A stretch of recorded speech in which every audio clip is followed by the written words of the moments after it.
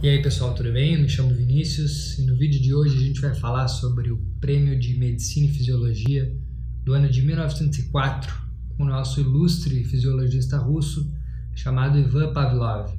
Antes de começar o vídeo, como sempre, já vou dizer para vocês, quem quiser esse material de maneira compacta, de maneira fácil de revisar, manda um print lá no Instagram, no direct para mim, e aí eu vou retornar o material para vocês.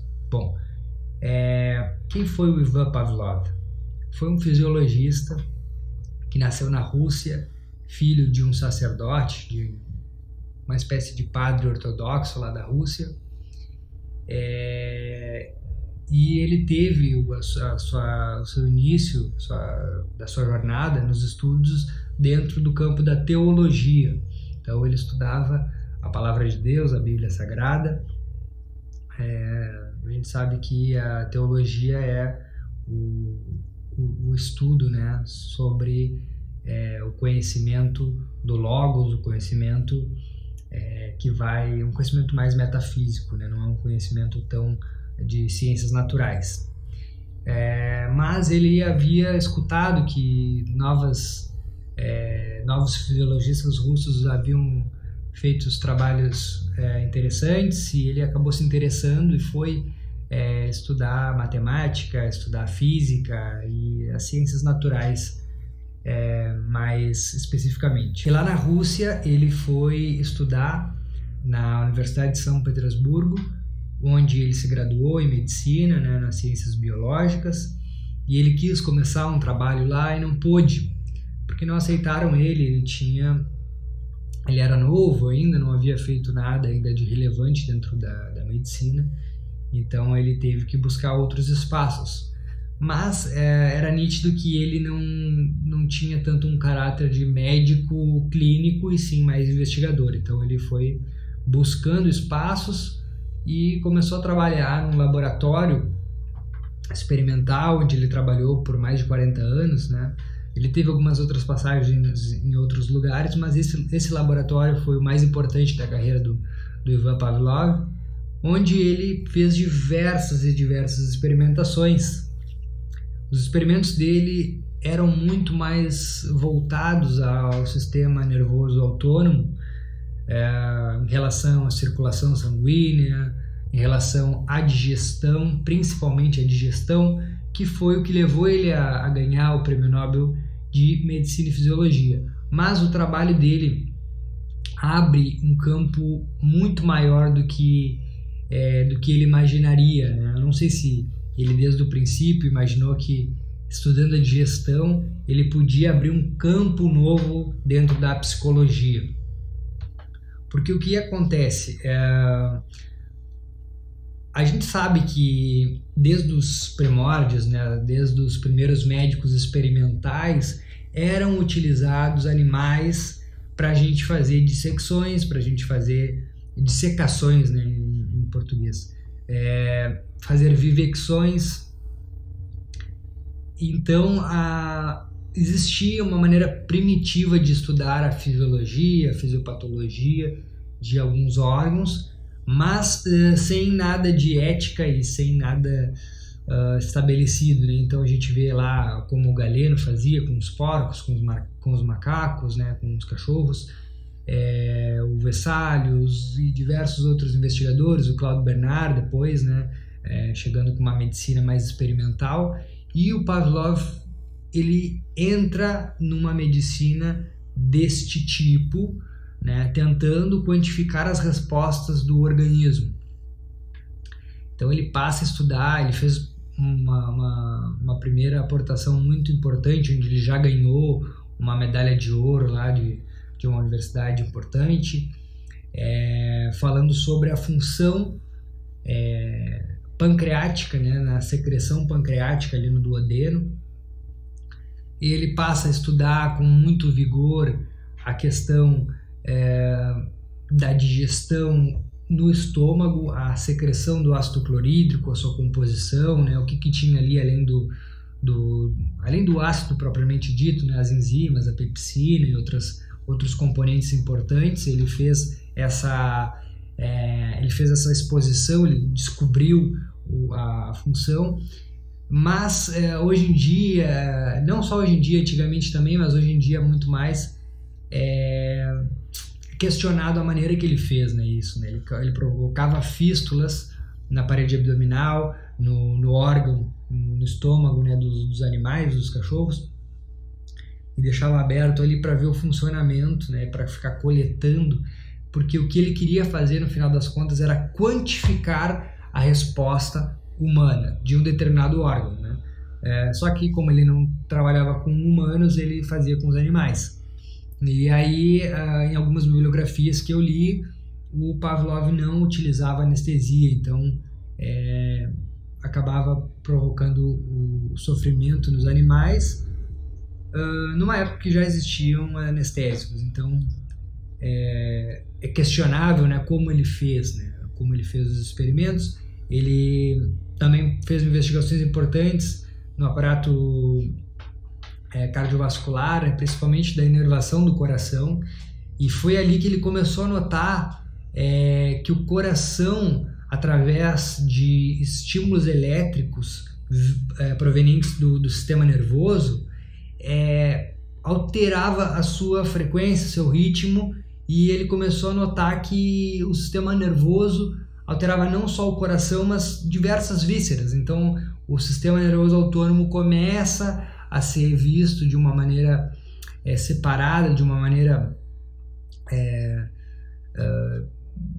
maneira mais clara, por assim dizer, e o Pavlov foi muito importante nisso. E ele ficou muito famoso pelo aquele experimento que ele faz com os cachorros, né, onde o cachorro fica num determinado ambiente. Eu vou colocar o vídeo aqui embaixo, vai ficar mais fácil de ver, mas o cachorro fica num determinado ambiente, separado por uma porta, por algum compartimento, por uma barreira, e aí no outro compartimento chega a comida. Sempre quando chega a comida, ele leva um sino para avisar que está chegando a comida. Então o cachorro associa o sino à comida, e a partir do tempo ele retira a comida e só traz o sino, e mesmo assim o cachorro responde da mesma maneira. Como que o cachorro responde da mesma maneira? Porque ele causou uma fístula, né? E aí ele coloca um recipiente no ducto salivar ali, e ele vê que o cachorro passa a salivar muito. Então ele desenvolve um método de quantificar a resposta subjetiva, a resposta psíquica de um ser vivo, principalmente do cachorro. Depois ele traz para o campo da humanidade, ele passa a coletar essa secreção em experimentos humanos. Ele leva a comida, faz determinados estímulos, e ele meio que desenvolve uma teoria dos reflexos condicionados, que através de repetição a gente pode condicionar uma determinada resposta. E aí ele começa a ir mais longe, ele começa a dizer frases que foram muito impactantes e abriu um campo novo da ciência psicológica, que ele diz que a linguagem, por exemplo, a comunicação, ela não é nada mais do que um reflexo condicionado, e que se a gente dominar esses condicionamentos, a gente pode ser qualquer coisa, né? A gente pode ser pode falar uma nova língua, pode curar traumas, pode fazer qualquer coisa, e que a gente não passa de uma máquina que repete, né? Aí surge o behaviorismo, que é uma ciência interessante, principalmente essa novidade de associar a psicologia com a quantificação no laboratório, né? Então, se eu estou muito ansioso, eu posso quantificar através dos meus hormônios, do cortisol.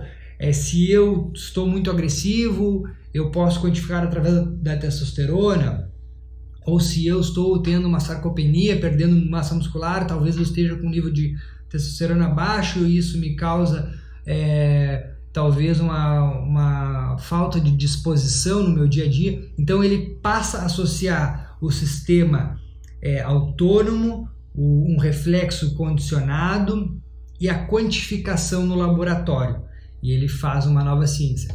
Claro que é importante a gente falar que a psicologia não é só isso, e o behaviorismo é apenas um tipo de escola, né?